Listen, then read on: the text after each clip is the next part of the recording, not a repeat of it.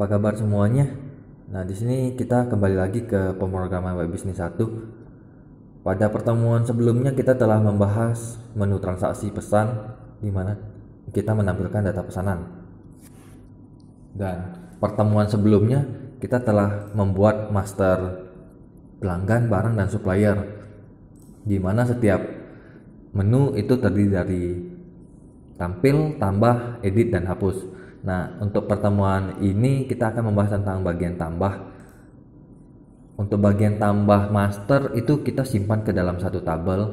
Sedangkan untuk bagian pesan ini kita lihat dalam IRD-nya, itu relasinya adalah pelanggan melakukan pesanan itu one to many, kemudian pesan dengan barang itu many to many.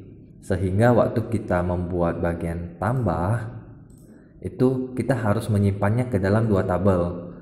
Tabel yang pertama adalah tabel pesan, tabel yang kedua adalah tabel ada, dikarenakan satu pesanan itu terdiri dari banyak barang.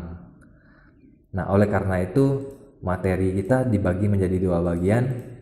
Bagian yang pertama atau pertemuan kita sekarang, kita akan membahas itu cara kita menyimpan data ke tabel pesan. Jadi pelanggan punya pesan. Pertemuan minggu selanjutnya kita akan membahas bagaimana kita menyimpan di tabel ada. Jadi di bagian tambah pesanan sendiri ini terbagi menjadi dua part. Jadi kita lihat di URL-nya di kiri bawah, di situ ada localhost _commerce _pesan _tambah. Jadi proses selanjutnya kita tinggal lihat di URL-nya. Pada controller pesan kita harus membuat function yang namanya tambah, kayak gitu ya. Karena pertemuan sebelumnya kita telah membuat yang bagian index. Nah, yang harus kita lakukan adalah buka controller pesan, kemudian kita tambahkan function baru yang namanya tambah. Nah, letaknya setelah kita tutup function index. Jadi di sini kalau kita klik maka dia akan mengarahkan kalau ini tutup dari function index. Jadi kita kasih komentar ini end fungsi index tampil ya. Nah, kita enter. Nah, di sini kita bakal tambahin satu function lagi yang namanya tambah. Nah, di sini sama seperti waktu kita membuat function tambah di controller pelanggan, itu kita menambahkan form validation. Itu fungsinya buat kasih rules jika dia tidak mengisi konten tersebut atau mengisi kolom tersebut maka tidak bisa disimpan. Nah, di sini kita tambahkan this form validation, kemudian set rules.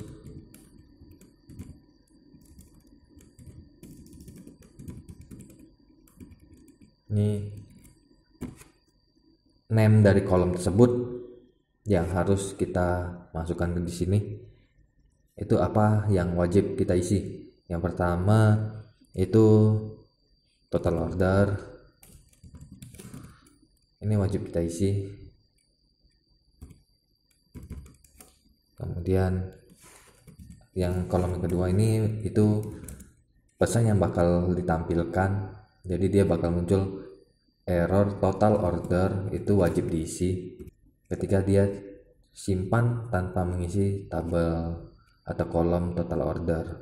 Jadi kita tulis di sini require. Nah, yang kedua itu tanggal, itu wajib kita isi.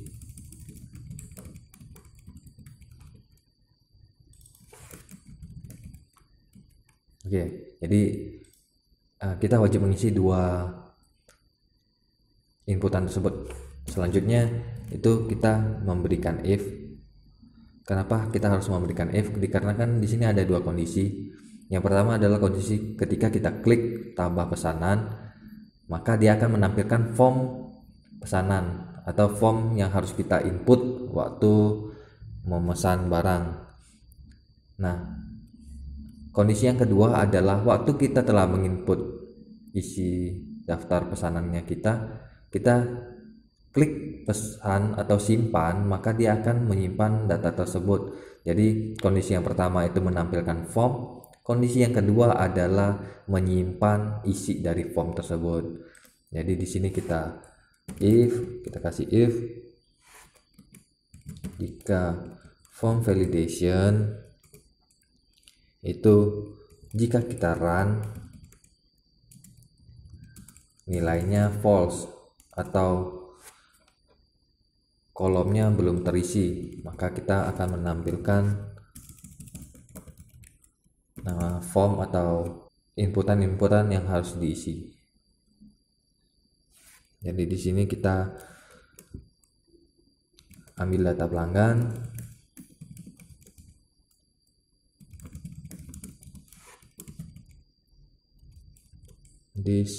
kemudian pelanggan model sendiri udah kita tambahkan di bagian construct pada pertemuan sebelumnya.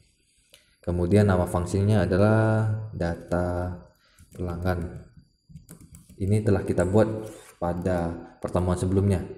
Jadi coba kita lihat di pelanggan model harusnya sudah ada fungsi data pelanggan dan bisa kita manfaatkan. Nah, di sini telah kita buat data pelanggan, jadi semua data pelanggan itu udah terambil di bagian function ini. Kemudian kita balik lagi ke pesan. Jadi satu kali kita membuat function, maka kita bisa memanfaatkannya ke seluruh project.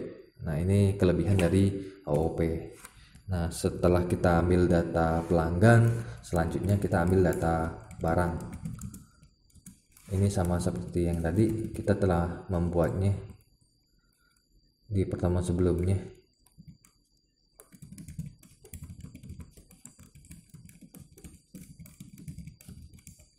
Nah, kemudian dua data tersebut akan kita lempar ke bagian view. Kita kasih variabel baru namanya data, tipenya array.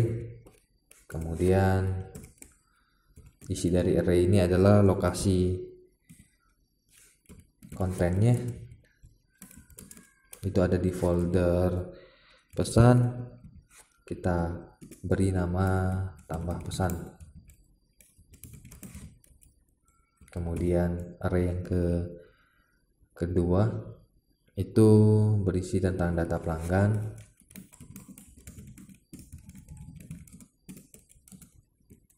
Itu kita ambilnya dari variabel ini, data pelanggan.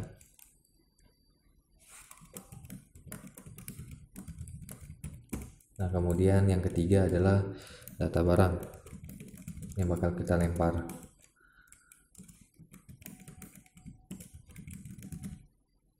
Oke, data barang kita ambilnya dari variabel yang ini. Nah, array tersebut kita lempar ke bagian template-nya. Berarti kita tulis this load view, dimana lokasi template-nya kita itu ada di folder layout. Kemudian nama filenya wrapper. Kemudian kita lempar isi datanya. Jadi ini kita lempar ke bagian view. Nah, selanjutnya kita buat bagian else-nya atau fungsi untuk nyimpannya. Jadi ini untuk menampilkan formnya, else itu untuk simpan ya, simpan ke tabel pesan. Oke, kita buat bagian simpan ke tabel pesan. Nah, di sini kita masukkan ke dalam array yang namanya data. Kita tulis array. Nah, ini yang bakal kita simpan isi dalam array tersebut. Nah, yang bakal kita simpan itu kolom pertama adalah nomor order. Kita tulis this input post, itu berarti metode yang digunakan untuk melemparin data dari view ke controllernya itu menggunakan metode post. Nah, di sini name-nya adalah nomor order.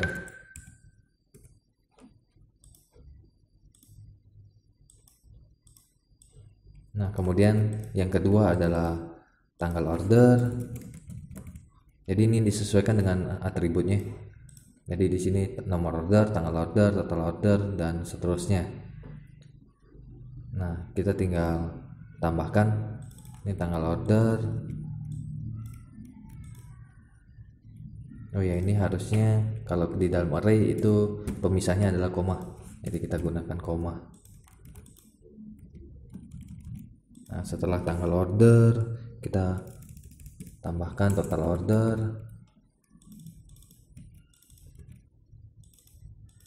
Yang keempat itu pelanggannya. Kemudian di sini ada nama, kemudian alamat, terus status. Nah, status di sini kita buat pending saja dan tidak ada pemisahnya atau koma karena ini adalah proses gitu ya. Jadi statusnya dalam proses. Nah, ini yang bakal kita simpan ke tabel pesan. Kita tulis this general model add new, jadi nama fungsinya add new. Nah, di sini ada dua parameter. Parameter yang pertama adalah nama tabelnya pesan, yang parameter kedua adalah arraynya. Nah, jika dia telah tersimpan, maka kita mengalihkannya ke halaman awal atau bagian tampil data pesan base URL. Jadi kita redirect ke base URL di mana controllernya itu pesan. Nah, di sini kita tulis n fungsi tambah. Jadi ini tutup dari fungsi tambah gitu ya. Kita simpan. Nah, sampai di sini controller pesannya kita udah selesai. Proses selanjutnya adalah kita membuat bagian tampilan untuk view-nya. Di sini kita tulis di folder pesan, nama kontennya itu tambah underscore pesan. Jadi di bagian view folder pesan kita buat file baru namanya tambah pesan .php, kita save. Nah, di sini kita buat kolom-kolomnya yang bakal kita input ke tabel pesan. Yang pertama adalah headingnya dulu. Headingnya kita buat rata tengah, jadi align center. Kemudian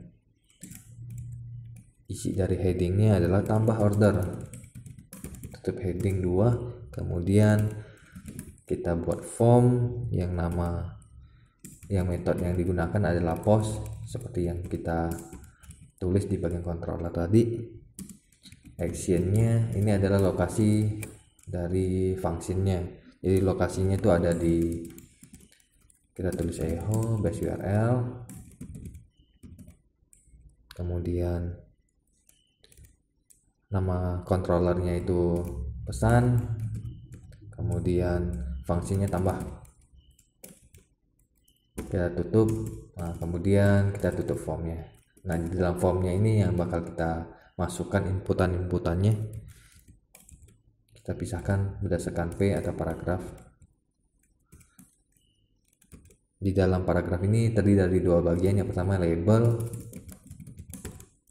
Label ini fungsinya buat mudahin kita untuk tahu, oh ini kita wajib mengisi nomor order gitu. Nah, yang kedua itu bagian inputannya. Kita kasih tabnya text, kemudian kelasnya itu form control. Jadi form control ini bawaan dari Bootstrap untuk memperbagus tampilannya. Jadi kalau nggak ada kelasnya, dia bakal tampilannya itu bakal kotak gitu.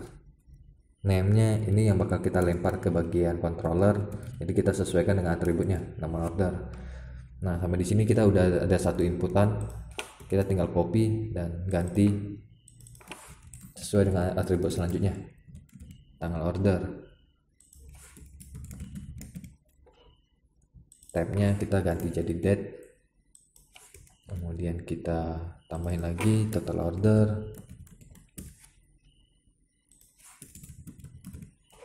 Selanjutnya Untuk bagian pelanggan ini kita dapatnya dari tabel pelanggan, sehingga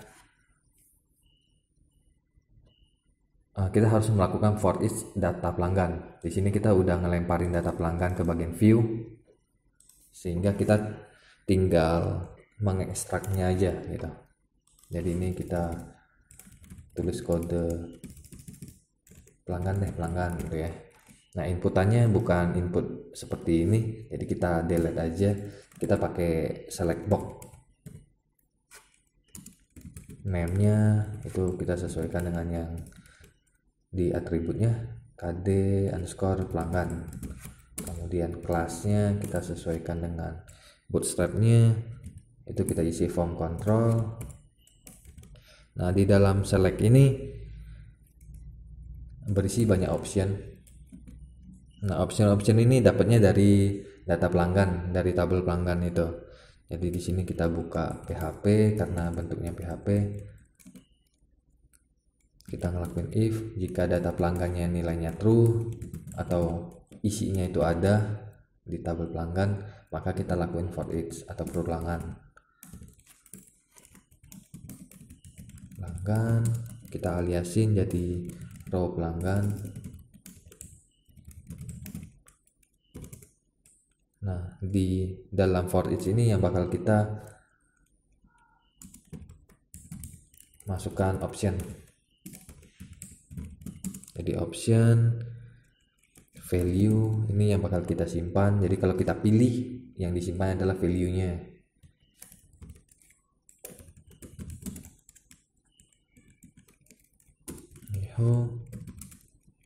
Row pelanggan, yang kita simpan adalah kode pelanggannya. Nah, tapi yang bakal kita tampilkan adalah nama pelanggannya. Jadi kode pelanggan untuk disimpan, nama pelanggan untuk ditampilkan. Value udah ditutup, kemudian selanjutnya tutup dari option, kemudian ini tuh optionnya. Nah, di sini kita buat PHP lagi untuk menampilkan nama pelanggannya.